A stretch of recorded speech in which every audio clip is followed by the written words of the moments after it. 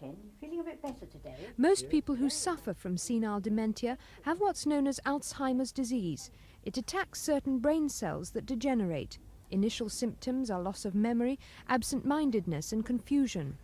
Gradually the condition worsens until the victims can do virtually nothing, and no one knows why.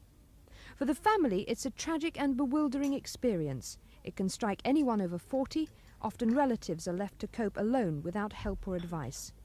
Cora Phillips is a founder member of the Alzheimer's Disease Society in Bromley. Her husband died from it 4 years ago. His personality seemed to change a little because he was a very charming man. There was just slight irritability and blaming other people probably for things that had gone wrong. But it was the loss of memory was the worst thing.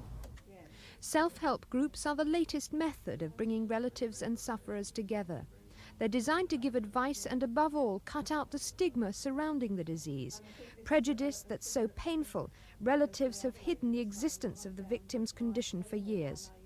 The Society says that the health service must also wake up to the senile dementia syndrome to find a cure and provide proper care for patients. Unfortunately, at the moment, we're all suffering from cuts.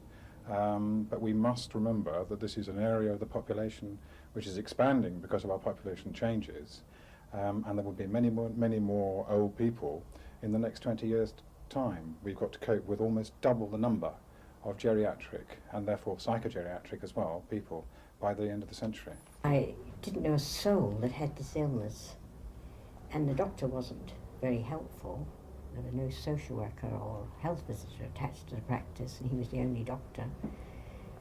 And he never visited the house, so I was just left to plod along on my own.